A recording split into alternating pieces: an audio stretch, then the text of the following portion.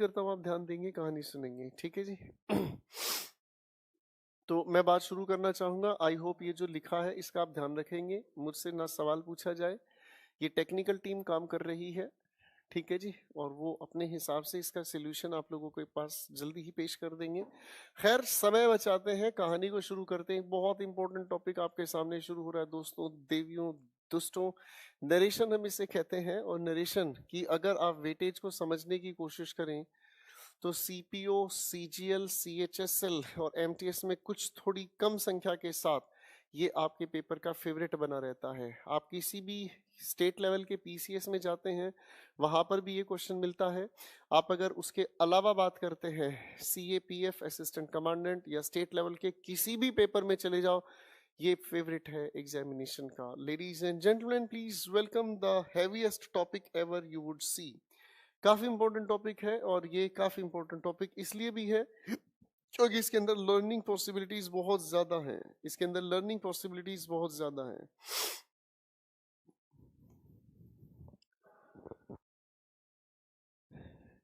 Narration की अगर हम बात करते हैं दोस्तों, तो नरेशन को हम एक और नाम से जानते हैं, इससे थोड़ा ध्यान से समझने की कोशिश करें। स्पीच, इसे हम कहते हैं स्पीच। और स्पीच को हम लोग दो हिस्सों में बांटकर समझ सकते हैं। एक हमने कहा डायरेक्ट स्पीच, और एक हमने कहा इनडायरेक्ट स्पीच। जब हम डायरेक्ट स्पीच की बात करते हैं लेडीज एंड जेंटलमैन, जब हम डायरेक्ट स्पीच की बात करते हैं तो डायरेक्ट स्पीच का मतलब हमें समझ आता है एक ऐसी स्पीच जिसके अंदर बोले गए शब्दों को यूं का यूं लिखा जाता है। स्पीकर्स वर्ड्स आर कोटेड, जिसमें बोले गए शब्दों को यूं का यूं लिखा जाता है। जब बोले गए शब्दों को यूं का यूं लिखा जाता है तो इसे हम कहते हैं डायरेक्ट स्पीच। और इनडायरेक्ट स्पीच की अगर हम बात करते हैं तो स्पीकर्स वर्ड्स आर मैनिपुलेटेड, जब बोलने वाले के शब्दों को बदल दिया जाता है, उनके अंदर कुछ परिवर्तन कर दिया जाता है। और इस परिवर्तन के अगर नाम को हम समझें लेडीज एंड जेंटलमैन, अगर इस मैनिपुलेशन यानी कि परिवर्तन की अगर हम बात करें तो इस परिवर्तन को ही हम कहते हैं ट्रांसफॉर्मेशन। इसे ही को हम लोग कहते हैं ट्रांसफॉर्मेशन। यानी कि हमें समझ आता है जब लिखे हुए सेंटेंस के स्ट्रक्चर में हम परिवर्तन करते हैं, मीनिंग नहीं बदलता। तो ट्रांसफॉर्मेशन के आधार की अगर हम बात करें तो 5 तरह के सेंटेंसेस हैं जिनकी हम नरेशन समझते हैं। अरेंजमेंट ऑफ वर्ड्स में परिवर्तन कैसे करना है, आइए ध्यान से समझते हैं। और सबसे पहले जो सिलसिला हम लोग ट्रांसफॉर्मेशन पर लेकर चलना चाहेंगे वो एसर्टिव हुआ। बड़े ध्यान से चीजों को समझना बच्चों, क्योंकि आपका इनअटेंटिव होना आपको डैमेज पहुंचाता है। ये काफी इंपॉर्टेंट है, हर एक पेपर में कहीं ना कहीं किसी ना किसी रूप में देखने को मिल जाता है। एसर्टिव पर मैं आप लोगों को घुमाकर लाना चाहूंगा। एक एसर्टिव सेंटेंस के मॉड्यूल को समझने की सवाल या फिर एक छोटा सा एग्जाम्पल मैंने लिखा, Ram said to me I am ill. ठीक है दोस्तों, इस लिखे हुए सेंटेंस को अगर ध्यान से हम समझने का प्रयास करें इस लिखे हुए सेंटेंस को अगर हम ध्यान से समझने का प्रयास करें तो इस लिखे सेंटेंस के हर एक शब्द की पहले हमें जानकारी चाहिए। आओ सर कैरेक्टर को समझते हैं। ये लिखा हमारे सामने, ठीक है जी, ये लिखा हमारे सामने। कृपया इसे सब्जेक्ट ना कहें, अब इसे सब्जेक्ट की जगह हम लोग इसके असली नाम से जानना चाहेंगे, और इसे हम कहते हैं दोस्तों स्पीकर। क्या नाम दिया? स्पीकर। अब ये अगर स्पीकर है तो इसने कुछ ना कुछ तो बोला ही होगा। जो भी इस इंसान ने बोलने की कोशिश की दोस्तों, उसे हम कहते हैं रिपोर्टेड स्पीच। क्या कहते हैं दोस्तों? Reported speech. ये हमारा स्पीकर है, इसने जो भी कुछ बोला है इसी को हम कहते हैं दोस्तों रिपोर्टेड स्पीच। क्या कहते हैं भाई साहब? Reported speech. अब बोले गए शब्दों को एज इट इज लिखने के लिए जिन सिंबल्स का हम लोगों ने यूज किया है उसे हम लोग एक नाम से जानते हैं, इन्वर्टेड कॉमास। किस नाम से जानते हैं? इसे हम लोग जानते हैं एक नाम से, इन्वर्टेड कॉमास। ठीक है जी, बोले गए शब्दों को एज इट इज लिखने के लिए हमें जरूरत पड़ती है इन्वर्टेड कॉमास की। अब अगर ये हमारा स्पीकर है तो इसकी बात कोई ना कोई सुन भी रहा होगा, और इसीलिए इसको हम लोग एक नाम से जानते हैं। इसका नाम हम लोगों ने रखा भाई साहब लिसनर। क्या नाम रखा भैया? इसके नाम से हम परिचित हुए, इसे हम कहते हैं दोस्तों लिसनर। अब हमारे सामने बचे हुए शब्दों में ये दो ही शब्द हैं, इनके परिचय को भी देख लेते हैं दोस्तों। इस लिखे हुए दो शब्दों को हम लोग एक खास नाम से जानते हैं, इसे हमने नाम दिया रिपोर्टिंग वर्ब। इसे हमने खास नाम दिया रिपोर्टिंग वर्ब। अब रिपोर्टिंग वर्ब की अगर हम बात करते हैं तो रिपोर्टिंग वर्ब काफी इंपॉर्टेंट चीज है। रिपोर्टिंग वर्ब हमें बताने की कोशिश करती है टेंस, या फिर अगर मैं कहूँ तो time of the reported speech. Reporting verb basically हमें बताती है टेंस या फिर time of the reported speech. अगर हम टेंस या टाइम की बात करते हैं तो टेंस के अकॉर्डिंग अगर बात कही जाए तो टेंस के आधार पर यही रिपोर्टिंग वर्ब हमें लिखी मिल सकती है प्रेजेंट में, या फिर अगर मैं कहना चाहूँ पास्ट में, या फिर अगर मैं कहने की कोशिश करूँ तो फ्यूचर में। ठीक है, एक बार फिर से ध्यान से देखें और मेरे साथ इस सारे मसले को समझें। नरेशन को हम लोग जानते हैं स्पीच के नाम से, दो हिस्सों में ये बंटता है। एक हमने कहा डायरेक्ट स्पीच, एक हमने कहा इनडायरेक्ट स्पीच। जब डायरेक्ट स्पीच की हम बात करते हैं तो स्पीकर के बोले गए शब्द यूं के यूं हम लिखे हुए देखते हैं, और इसके लिए हमें जरूरत पड़ती है इन्वर्टेड कॉमास की। आप जब इसमें चेंजेस करते हैं तो इनडायरेक्ट स्पीच बनती है, और इस प्रोसेस ऑफ चेंज को हम ट्रांसफॉर्मेशन के नाम से जानते हैं। वॉइसेस में हमने ट्रांसफॉर्मेशन के मतलब को समझा था, change in the structure but the meaning does not change. ठीक है, अब ये स्ट्रक्चर के आधार पर बात आ गई, तो स्ट्रक्चर के आधार पर सेंटेंसेस को 5 हिस्सों में हमने बांटा था, जिसमें सबसे पहले आता है हमारे पास एजर्टिव। और हमारे सामने एजर्टिव को लेकर एक एग्जाम्पल हमने लिखा, Ram said to me I am ill. तो राम इस लिखे सेंटेंस का स्पीकर हुआ। अब ये अगर स्पीकर है तो यकीनन इसने कुछ ना कुछ बोला, जो भी इसने बोला उसे हम कहते हैं sir reported speech. Reported speech को एज इट इज लिखने के लिए हमें जरूरत पड़ती है इन्वर्टेड कॉमास की। स्पीकर ने जिसको भी बोला है वो हुआ हमारा लिसनर, और बोलने का जो टेंस है उसी चीज को बताने वाले शब्दों को हम कहते हैं रिपोर्टिंग वर्ब। ठीक है बच्चों, अब हम समझने का काम करते हैं ट्रांसफॉर्मेशन कैसे होती है। ट्रांसफॉर्मेशन कैसे होती है इसे समझने समझाने का प्रोसेस मैं शुरू करूंगा। तो सबसे पहले बात हमारे सामने आती है, क्या हम इस लिखे हुए राम को चेंज कर दें? बिल्कुल नहीं, हम राम को चेंज नहीं करते। इसका मतलब ये समझ आया कि हमारा जो स्पीकर है, हमारा दोस्तों जो स्पीकर है वो कंसिस्टेंट रहता है। मैंने क्या कहा, हमारा जो स्पीकर है वो कंसिस्टेंट रहता है, इसे हम बदलते नहीं हैं। तो स्पीकर कंसिस्टेंट हुआ तो चेंज हमारे शुरू हुए कहाँ से? रिपोर्टिंग वर्ब से। तो भैया जो भी चेंजेस हैं अब ध्यान से समझने का काम करें। ये चेंजेस शुरू होते हैं रिपोर्टिंग वर्ब के आधार पर। रिपोर्टिंग वर्ब की अगर हम बात करते हैं तो रिपोर्टिंग वर्ब के नाम पर लिखा हुआ हमें मिलता है एक प्यारा सा शब्द। क्या लिखा है बच्चों? से। क्योंकि रिपोर्टिंग वर्ब रिफ्लेक्ट करती है टाइम या टेंस को, रिफ्लेक्ट करती है टाइम या टेंस को, तो इसी के टेंस के मुताबिक अलग अलग पैटर्न्स हम यूज कर सकते हैं। से प्रेजेंट इंडेफिनिट के अकॉर्डिंग सेज भी हो सकता है, पास्ट इंडेफिनिट के अकॉर्डिंग सेड, फ्यूचर इंडेफिनिट के अकॉर्डिंग अगर मैं कहना चाहूँ विल से। इसी तरीके से 12 के 12 टेंसेस की हम लिस्ट बना सकते हैं। नियम कहता है अगर इस लिखी रिपोर्टिंग वर्ब के बाद हमें लिसनर लिखा हुआ नजर नहीं आता तो हम इनमें कोई चेंज नहीं करते। से एज इट इज, सेज भी एज इट इज, सेड रह गया एज इट इज, और विल से अगर हम देखने की कोशिश करें ये भी रह गया एज इट इज। लेकिन बात थोड़ी सी बदल जाती है दोस्तों, अगर इसके ठीक बाद हम लोगों को लिखा हुआ मिलता है क्या चीज? लिसनर। तो लिसनर अगर लिखा मिलता है तो इसके साथ एक छोटी सी प्रेपोजिशन हमें जुड़ी हुई नजर आती है, और इसे हम कहते हैं टू। क्या कहते हैं? इसे हम कहते हैं टू। ठीक है, अब अगर हम सिलसिले को समझने का काम करते हैं तो से और टू दोनों के दोनों आपस में मर्ज होकर, दोनों के दोनों आपस में मर्ज होकर बदल जाते हैं एक प्यारी सी चीज में जिसे हम कहते हैं टेल। सेज टू मिलकर बनते हैं टेल्स, सेड और टू आपस में मिलकर बनते हैं टोल्ड, विल से टू आपस में मिलकर बन जाते हैं विल टेल। ठीक है बच्चों, तो सबसे पहले हमने समझा रिपोर्टिंग वर्ब कैसे चेंज होती है, इसे थोड़ा ध्यान रखें। ठीक है बच्चों, अब मैं चलता हूं एक कदम आगे।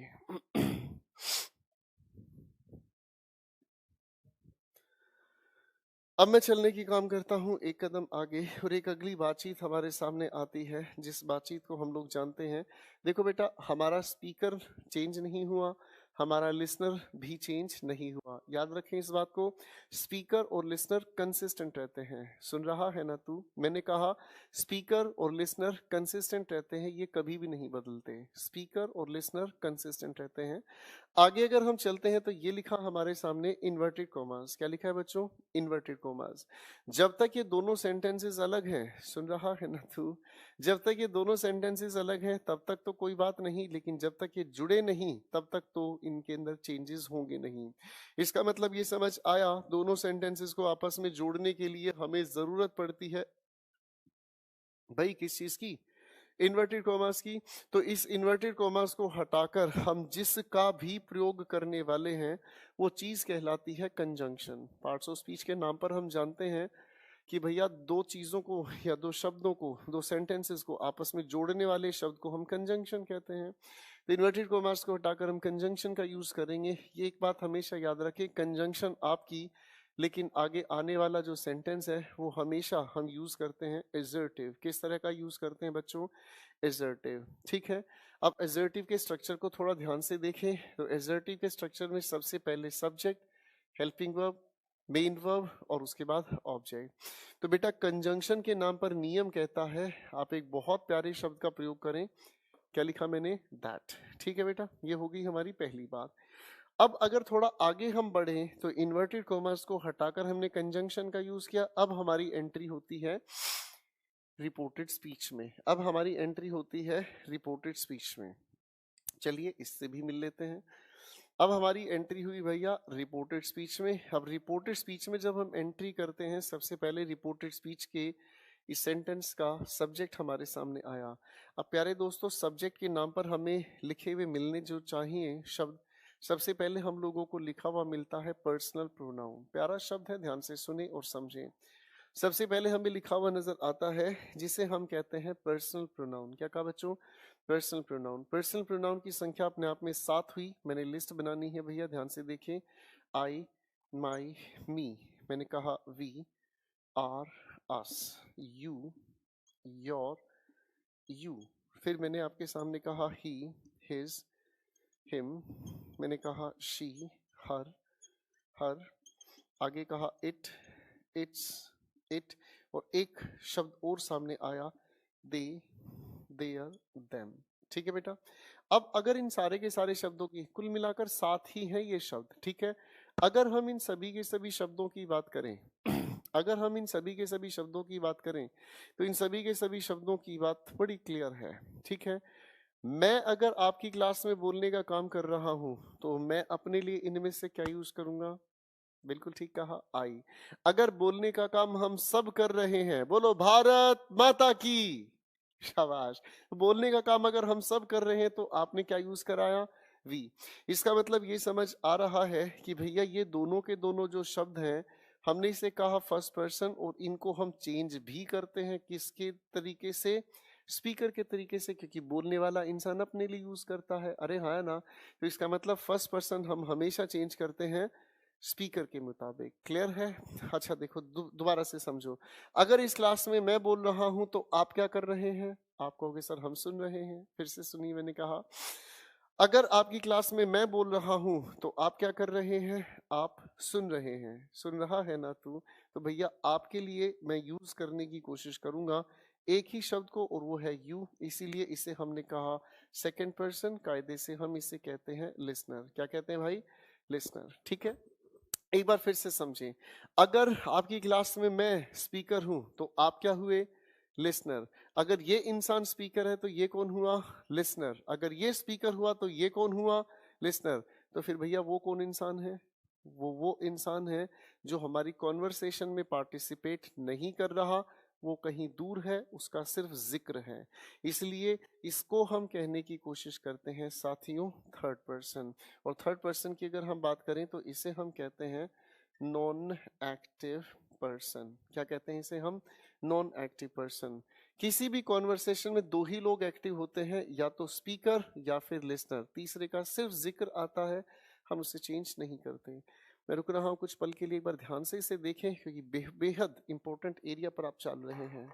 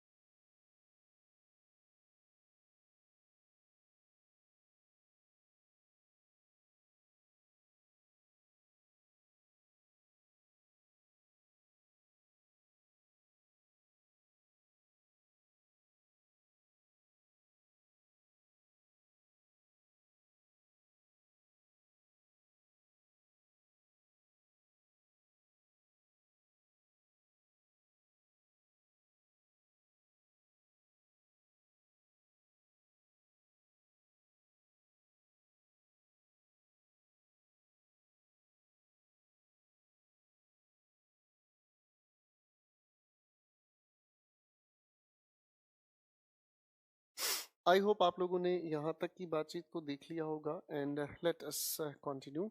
तो बच्चों, यहाँ तक की बात में हम लोगों ने जो समझने का काम किया, रिपोर्टिंग वर्ब कैसे बदलती है और रिपोर्टेड स्पीच को जोड़ने के लिए कंजंक्शन का यूज कैसे होता है, और पहुंचते पहुंचते हम रिपोर्टेड स्पीच के अंदर दाखिल हुए और वहां पर हमें देखने को मिला रिपोर्टेड स्पीच के अंदर प्रोनाउन को कैसे चेंज करने के आधार तैयार हुए, स्पीकर, लिसनर और नॉन एक्टिव पर्सन के आधार पर। आगे अब हम बढ़ते हैं तो रिपोर्टेड स्पीच के अंदर ही हमारी खुशखुशियात चल रही है और रिपोर्टिंग वर्ब के अंदर देखने को मिला हमें रिपोर्टिंग वर्ब का टेंस। दोस्तों, इस बात को समझने का प्रयास करें, काफी इंपॉर्टेंट दायरे पर हम काम कर रहे हैं। अब हमारी जो बातचीत आ रही है रिपोर्टेड स्पीच का टेंस, तो प्यारे साथियों, इसे बदलने के लिए हमें इजाजत लेनी होगी रिपोर्टिंग वर्ब की। शायद आपको जानकारी है कि रिपोर्टिंग वर्ब हमें बताती है टाइम या टेंस ऑफ रिपोर्टेड स्पीच, तो इसे बदलने की इजाजत भी रिपोर्टिंग वर्ब ही देगी। अब रिपोर्टिंग वर्ब के ऊपर निर्भर करता है कि आप रिपोर्टेड स्पीच का टेंस कैसे यूज करें। ठीक है प्यारे साथियों, अब ध्यान से समझने का कोशिश करें। रिपोर्टिंग वर्ब अगर हमें लिखी हुई मिलती है प्रेजेंट या फ्यूचर में, अगर लिखी मिलती है प्रेजेंट या फ्यूचर में, तो बच्चों आने वाली रिपोर्टेड स्पीच के टेंस को हम लोग चेंज नहीं करते। ठीक है भैया, हम आने वाली रिपोर्टेड स्पीच के टेंस को चेंज नहीं करते। लेकिन अगर हम कहें रिपोर्टिंग वर्ब अगर हमें लिखी नजर आती है पास्ट में, तो भैया हम लोग रिपोर्टेड स्पीच के टेंस को चेंज करते हैं और इसे चेंज करने के दो आधार तैयार करने होंगे। दो आधार तैयार करने होंगे, और दो आधार तैयार कैसे हुए प्यार से समझें। अगर हमें लिखी हुई रिपोर्टेड स्पीच का टेंस नजर आता है प्रेजेंट में, किसमें कहा बच्चों, तो हम इस प्रेजेंट को लेकर चलने की कोशिश करते हैं पास्ट में। किसमें कहा भाई, पास्ट में। ठीक है, अब एक लिस्ट बनाएंगे, मोहब्बत अपने आप समझ आनी शुरू होगी। सबसे पहले मैंने लिखा आपके सामने प्रेजेंट इंडेफिनिट, तो चेंज करते हैं हम इसी के पास्ट में, यानी कि ये बात हो गई पास्ट इंडेफिनिट। अगर लिखा मिलता है प्रेजेंट कॉन्टिन्यूस, तो हमने चेंज किया पास्ट कॉन्टिन्यूस। लिखा मिला प्रेजेंट का ही परफेक्ट, तो आगे हमने लिखा पास्ट का परफेक्ट। अगर प्रेजेंट का ही परफेक्ट कॉन्टिन्यूस लिखा मिला, तो हम चेंज करते हैं पास्ट का ही परफेक्ट कॉन्टिन्यूस। अगर लिखा हुआ हमें टेंस मिलता है विल या फिर शेल, इसका कृपया ध्यान रखें, तो हम इसे चेंज करते हैं सिर्फ और सिर्फ वुड में। ठीक है जी।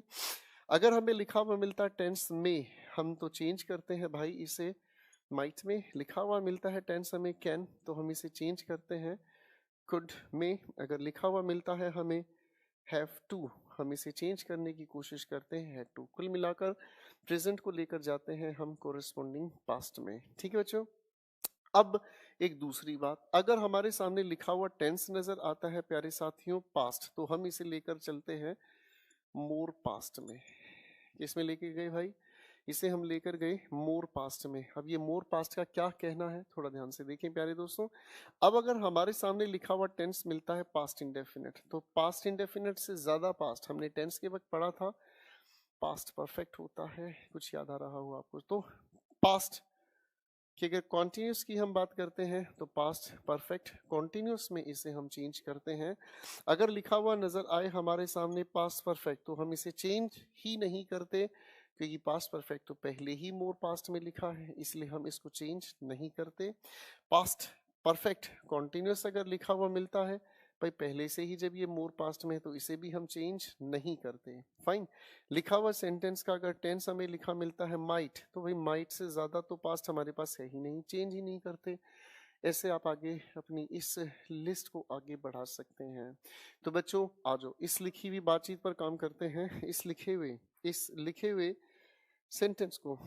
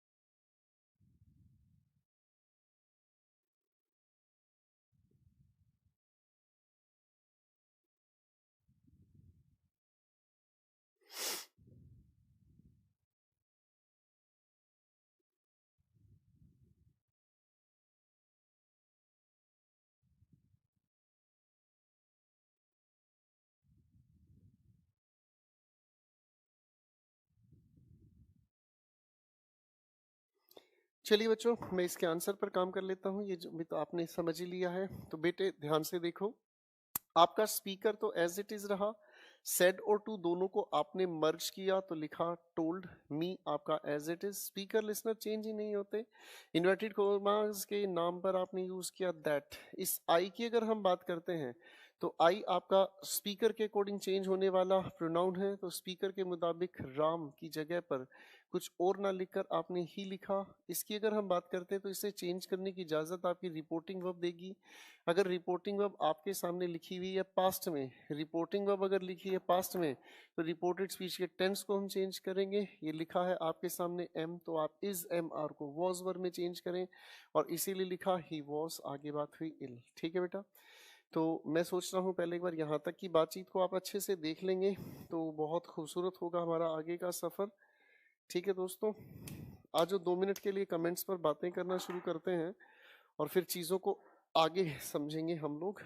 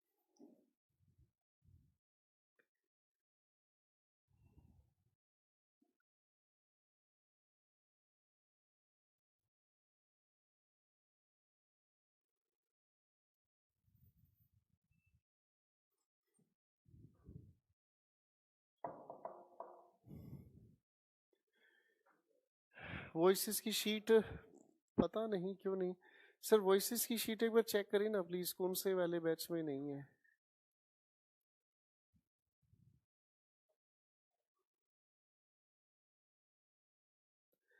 तो आपकी वॉइसेस की शीट अपलोड की जा रही है, आई डोंट नो क्यों नहीं अपलोड हुई है। फाइन, तो ज़्यादा तो दूर नहीं लेके चलूँगा, पहले यहाँ तक की बातों को आप समझने की कोशिश करें। फिर कल मैं आपके बीच नहीं मिल पाऊँगा आपसे, मेरी आपकी मुलाकात होगी आगे आने वाले टाइम में, तब हम चीज़ों को आगे लेके बढ़ते हैं। ठीक है, इंग्लिश 14 में अपलोड नहीं है, ज़रा वॉइसेस की शीट, वॉइसेस के साथ साथ नरेशन की शीट्स भी अपलोड कर दीजिए। चलिए दोस्तों, आज के लिए इतना ही। Good night, love you all. पढ़ कर आए, रिवाइज करके आए। Thank you very much, take care.